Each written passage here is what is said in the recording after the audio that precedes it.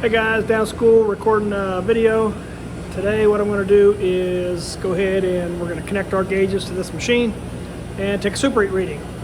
I'm going to confirm my refrigerant level on this machine as per superheat.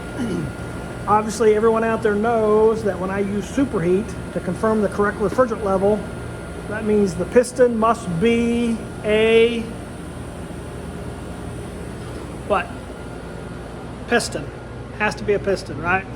So I'm going to look over here and I do have a piston up in this machine.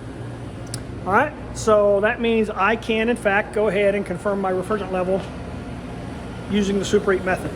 If that metering device were a TXV, I would have to use what type of method to confirm refrigerant level? Subcooling, that's correct.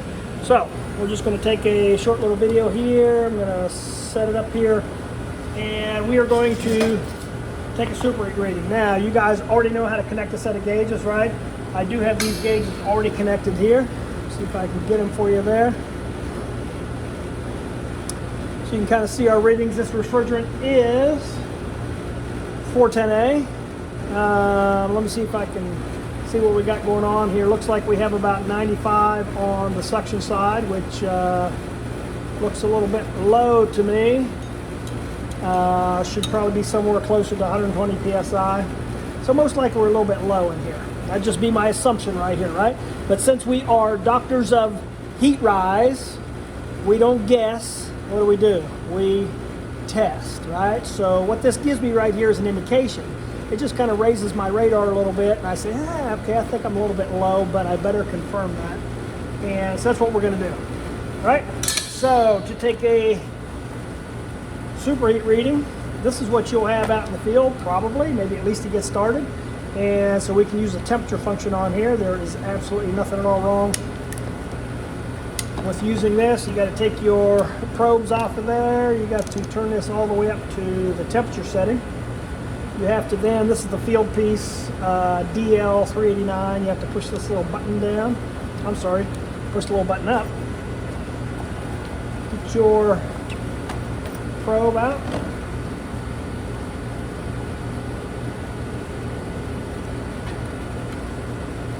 By the way, I did have one brand new technician take his, his probe, and he thought that there was something wrong with the end of it, so he cut it off. If you cut this off, you ruin it. Do not cut the end of that off, right? Okay.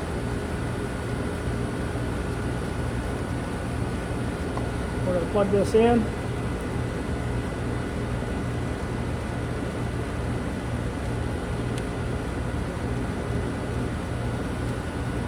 And you can see right away I start to get the glare off of there maybe a little bit. I start to get a temperature indication. I don't know what that's saying, about 66, 70 degrees, something like that. Mine's kind of jumping around a little bit. Put that here. All right, next thing is you're going to take this and let's see if I can get you in here a little closer. You're going to put this on the suction line, and here's what I typically do. I'll slide it under the insulation, and then I get a piece of black tape.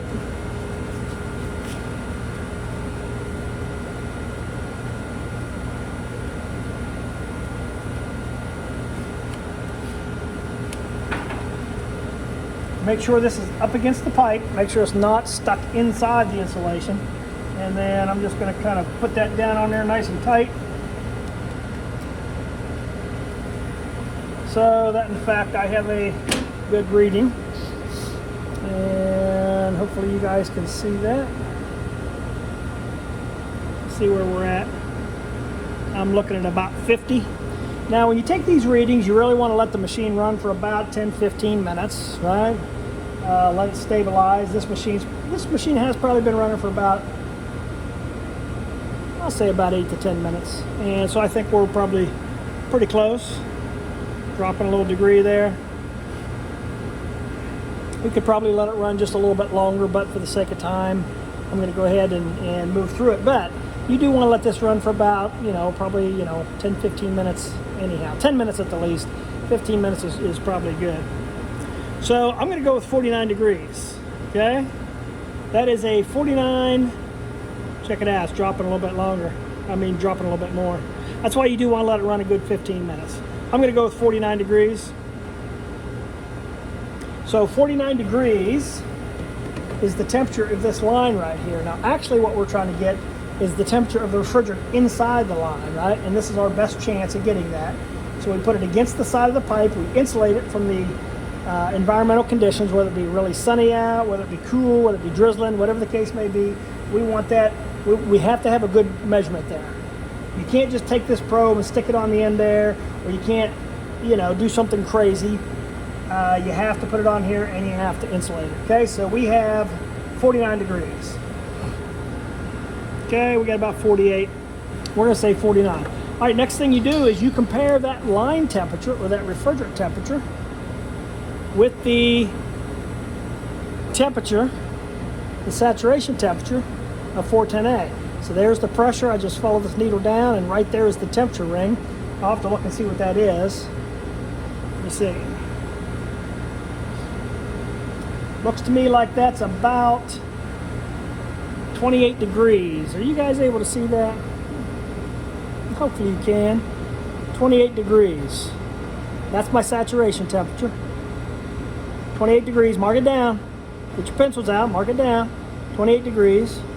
I have a pressure of about 97. Everybody see that pressure of 97? And I have a saturation temperature of about 28 degrees. So tell me what you think about that. Is this okay? Without even knowing anything else, is the saturation temperature of 28 degrees all right on this machine? I would say no, it's not all right.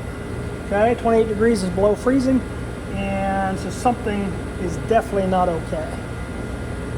So next thing I want to do is I want to know what is my superheat. So what is 28 from 49? About 21 degrees. About 21 degrees of superheat. Hang on, let me check something out here real quick.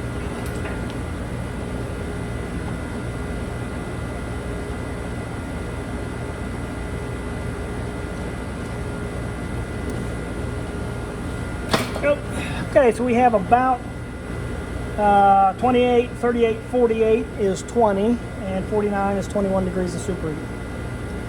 So that's my actual superheat. So whenever I say, what is your actual superheat? That's what I'm talking about. Let me get a little sip of breakfast here. That's my actual superheat. That's where I am, right? Then the question becomes, is that number okay? Is that superheat number okay?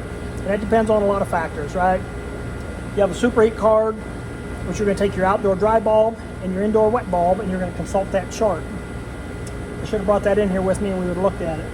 But that's how you find out what the required superheat is. But this is how you find actual superheat. All right, so when I ask you to do this to your machine at home, connect your gauges, leave your hand valves closed, connect the high side to the high side, the low side to the low side.